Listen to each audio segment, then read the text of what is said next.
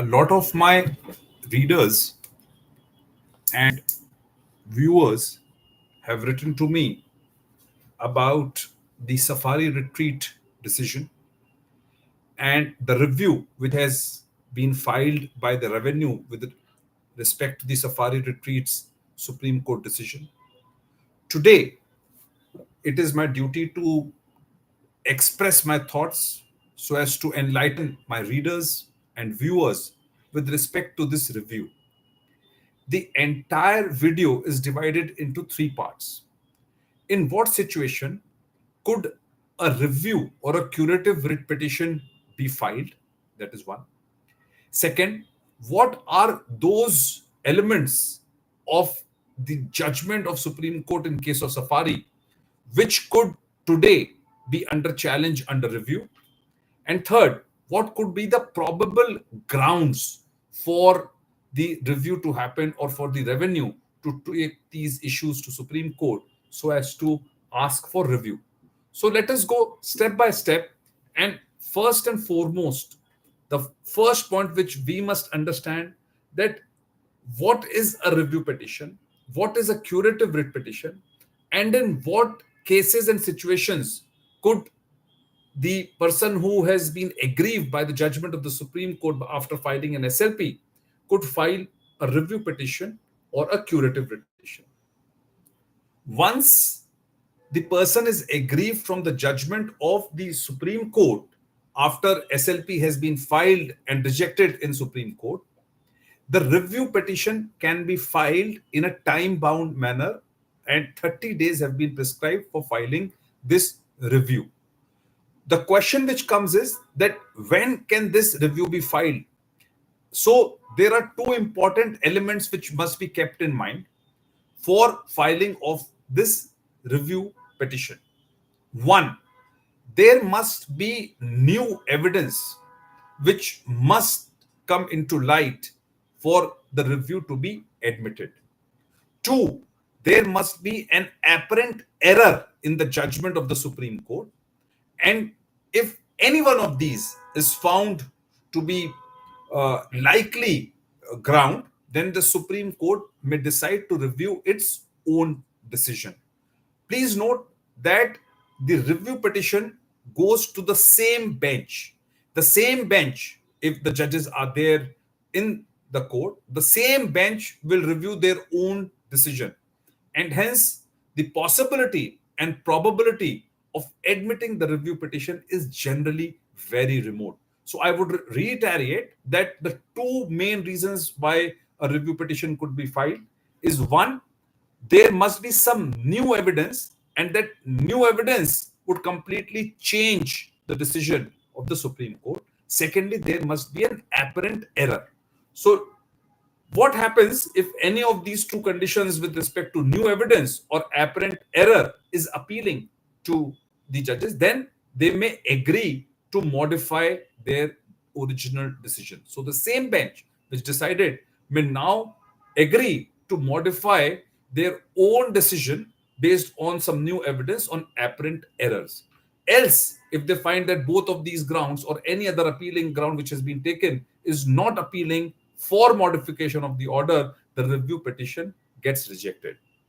A lot of viewers have asked whether after rejection, especially in this case of Safari, once the review, if the review is rejected, we are not at any stage telling what the outcome or probability of the review petition will be. It is not our duty to do so. But our duty is to explain that what could be the process or what could be the grounds, what could be the possible arguments, and how the industry has to react into certain situations.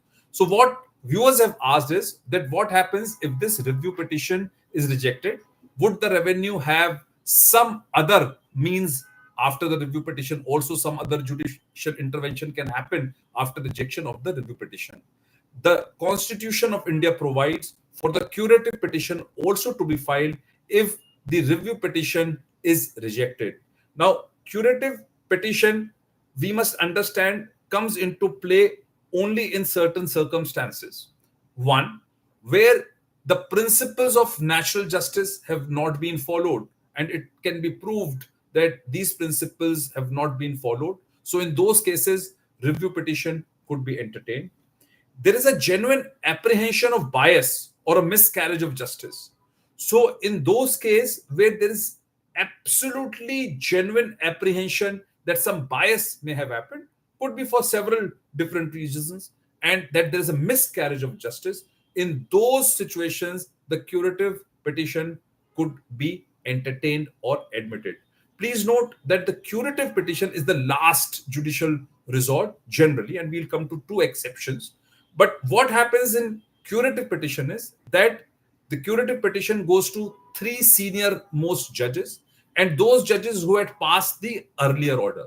So, three senior most Supreme Court judges would decide now this curative petition, and those one, two, three judges who were part of the original decision, all of these, the senior most and relevant judges, would now decide the future of the curative petition, which is the last resort, with an exception that in criminal cases there could be mercy petition when death sentence has been given, or one could move to international forums such as human rights, etc., or UN human rights, etc., which could which is not actually the case as far as our discussion is related with respect to safari retreats. So curative petition is the answer. Yes, whether curative petition can happen, for that one will have to wait that what happens in the review petition, what are the changes in the review petition, and of course curative petition remains the last judicial resort to any of the parties. Now, before we go to the next portion of our video, I think what is most important is for us to understand that what is the Safari decision and what are some of these findings. As we have already elaborated on a lot of these aspects in the Supreme Court judgment of Safari, we would summarize it very, very fast only to understand that what could be the real grounds when it comes to the review petition which has been filed. So if we see the summary as far as the judgment of the Supreme Court is concerned in case of Safari retreats, the summary given by the Supreme Court in paragraph 65 is as follows. The challenge to the constitutional validity of clauses C and D of section 17.5 and 16.4 of the CGST Act is not established. So as far as the constitutional validity is concerned, the court gave a very clear verdict with respect to that these provisions are constitutionally valid. So to that extent, the revenue will not have any problem with respect to any review, etc. So that part will, of course, not be the part of the review petition. The second element, what the summary of the Supreme Court judgment says is that the expression plant or machinery used in section 17.5D cannot be given the same meaning as the expression plant and machinery defined by the explanation to section 17. So I think this is one of the most important aspects where the court has created a distinction in terms of the implications and the consequences with respect to two different phrases used, plant and machinery versus plant or machinery. It appears to us that the review petition, if at all, would predominantly revolve around this issue of plant or machinery versus plant and machinery. Let's not forget the third very element which was addressed by the Supreme Court, and the Supreme Court categorically held that the question whether a mall, warehouse, or building other than a hotel or a cinema theater can be classified as a plant within the meaning of the expression plant or machinery used in section 17.5D is a factual question which has to be determined keeping in mind the business of the registered person and the role that building plays in the said business. So I think this Supreme Court has clearly held is a factual question. This again depends on the usage of the word plant, the distinction between the plant or machinery versus plant and machinery. So this will also remain, I think, one of the grounds for the review by the revenue. The most important part is that the Supreme Court has held that there will be two important tests, the essentiality test and the functionality test. And both of these tests, the essentiality test, whether the building could be held to be as a plant. So I think again the reference is with respect to the essentiality test, and whether it gets covered within the meaning of plant remains the question. And we will see how and in what way the review petition could have been filed, keeping in the broad principles for which the review can be filed.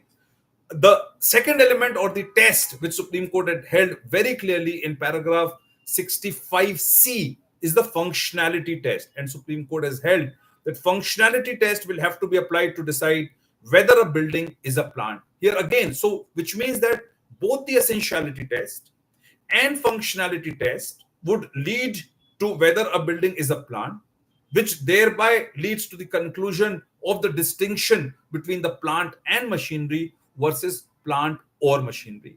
In our earlier video, we had already spoken about the retrospective amendment, which will come to the definition of this phrase plant or machinery.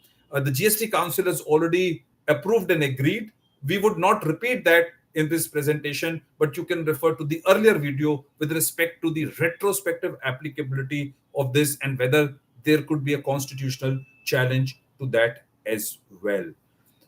I think, in all fairness, the revenue and the North Block would be concerned about the revenue loss. And one possible reason which they could highlight to the court is that this may have huge revenue implications, and this now gets tested. The Pandora box of litigation may open, and hence there could be a clarification with respect to whether this judgment of the Supreme Court is applicable only to the select petitioners which were there and the IAs which were filed before the Supreme Court, or it becomes applicable to all of the all of the taxpayers automatically across the country. It must be noted that paragraph 67 of the judgment of the Supreme Court in case of Safari Retreats says, while deciding these cases, and I'm emphasizing on the words these cases, we cannot make any final adjudication on the question of whether the construction of immovable property carried out by the is in these writ petition amounts to plant, and each case will have to be decided on its merit. So it appears that while deciding on these functionality test and essentiality test, what remains relevant is that the Supreme Court has specifically referred to the cases which were there before the Supreme Court, and Supreme Court has held that in each of these cases, it will have to be decided by applying the functionality test. So the question comes whether it automatically has wider consequential repercussions to each of these taxpayers, or at the moment only the benefit flows with respect to applicability of test to the existing existing petitioners. So I think we had also summarized in our earlier presentation in the earlier video with respect to the retrospective amendment, which we have mentioned, so I will not reiterate. The distinction between plant and machinery, or plant and machinery versus plant or machinery, we will again not go into this, but the entire judgment predominantly focuses on the distinction between the two phrases, and hence it appears that the backbone of the review will have to be with respect to these phrases. We must also not forget one very important phrase which has been used and discussed very elaborately by the Supreme Court is with respect to the own account. The phrase own account has also been addressed in the judgment by the Supreme Court. We will have to see whether review petition has actually any grievance with respect to how Supreme Court has dealt with the phrase on its own account. But Supreme Court has very, very clearly held with very clear words and articulation with respect to its finding for the phrase on its own on his own account, and the distinction between plant and machinery versus plant or machinery. Now, with this, I think we come to the third section of our presentation, which is actually very interesting. Now, understanding first that in what cases the review could be filed, let us reiterate that the review could be only with respect to new evidence. Now, as far as the Safari Retreat is concerned, I do not think that there will be a case of the revenue which would lead to finding of some new evidence. That could be a remote possibility in this instant case. But now what happens is that how the revenue would build on the aspect of apparent error so that it could impress the Supreme Court to modify its own decision. Now let's understand what could be the possible grounds with respect to the own orders, etc. By with respect to this apparent error, which could be the ground which may be taken by the revenue.